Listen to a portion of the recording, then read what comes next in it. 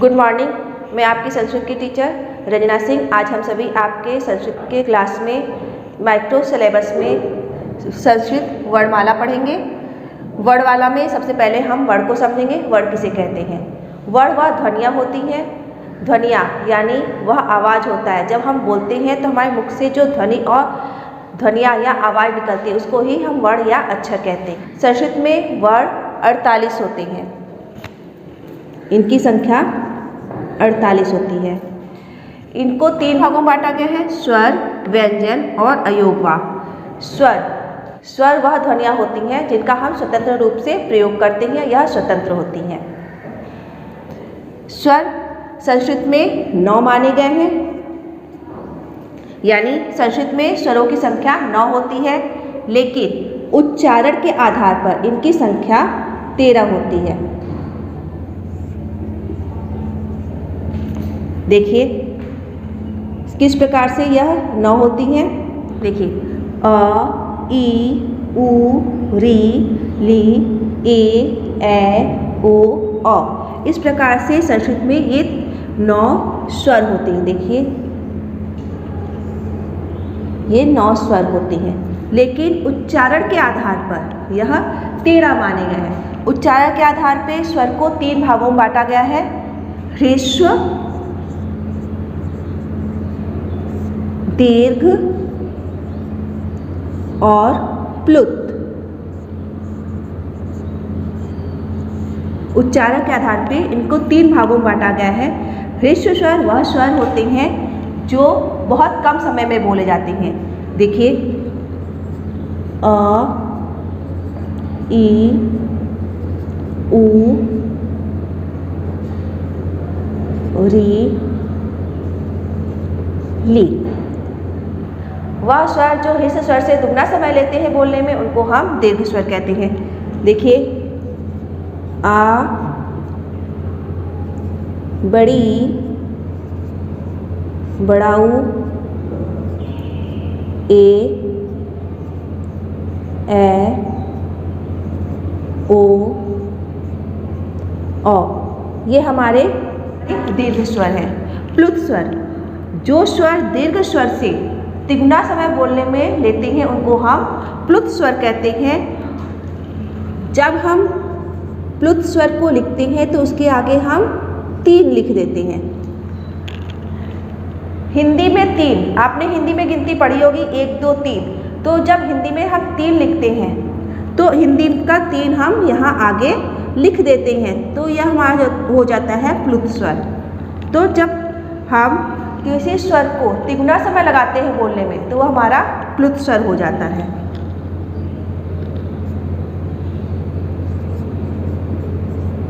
जैसे ओम, ओम हम जब लिखते हैं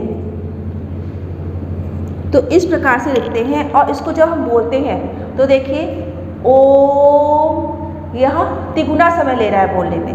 तो जहाँ भी हमें सबसे कम समय लगता है वहाँ ह्रस्व स्वर हो जाता है, उससे दुगना समय लगता है बोलने में तो दीर्घ स्वर हो जाता है, और तिगुना समय होता है तो वहाँ प्लुत स्वर हो जाता है। इस प्रकार से उच्चारण के आधार पे यह 13 स्वर माने गए हैं। तो इस प्रकार से आपने देखा कि उच्चारण के आधार पर जो स्वर होते हैं वह 13 होते हैं। व्यंजन, संस्कृत में व्यंजन की संख्या 33 होती है। यह वर्गों के आधार पे 5 वर्ग में बांटे गए हैं: क वर्ग, च वर्ग, ट वर्ग, त वर्ग और प वर्ग। इन 5 वर्गों में इनको बांटा गया है। देखिए व्यंजन की संख्या होती है 33, और इनको वर्गों के आधार पर बांटा जाता है।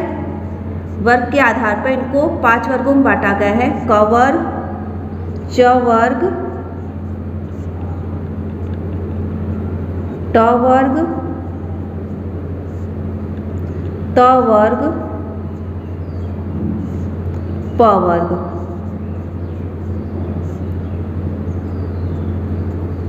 अंतस्थ व्यंजन,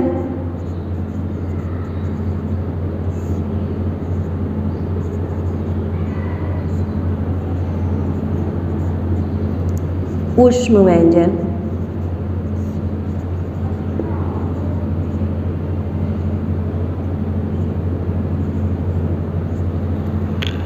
क वर्ग में 5 वर्ड आते हैं, देखिए क, ख, ग, घ और अंग। इसी प्रकार हमारे च, ट, त और प वर्ग में भी 5-5 वर्ड आते हैं। देखिए च, छ, ज, छ, य, ट, ठ, ड, ढ, अड़,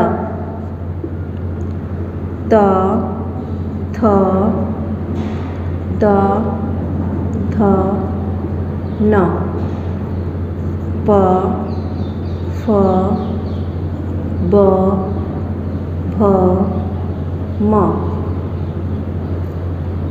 य, र, ल और व, श, श, श, ह। तो ये आपके व्यंजन है 33। पहले 5 जो हमारे वर्ण होते हैं उनको हम 5 वर्गों के अंतर्गत रखते हैं, क वर्ग, च वर्ग, ट वर्ग, त वर्ग और प वर्ग। उसके बाद हमारा आता है अंतस्थ व्यंजन, जिसमें हमारे 4 वर्ड आते हैं। देखिए य, र, ल और व। फिर हमारा आता है ऊष्म व्यंजन, वो व्यंजन जिसको बोलते समय मुख से गर्म हवा निकलती है उसको हम ऊष्म व्यंजन कहते हैं। इसमें हमारे 4 वर्ड आते हैं, श, स, स और ह। तो ये हमारे 33 व्यंजन हो जाते हैं। अयोगवाह वो व्यंजन हमने बताया जो ना ही स्वर में आते हैं और ना ही व्यंजन में आते हैं, फिर भी इनका प्रयोग प्रायः होता रहता है। जैसे अंग, अ। इनका प्रयोग प्रायः शब्दों के शुरुआत में या अंत में होता है। इस प्रकार से आपका यह वर्णमाला खत्म होता है। अब हम देखेंगे संस्कृत में वर्ण से बने शब्द।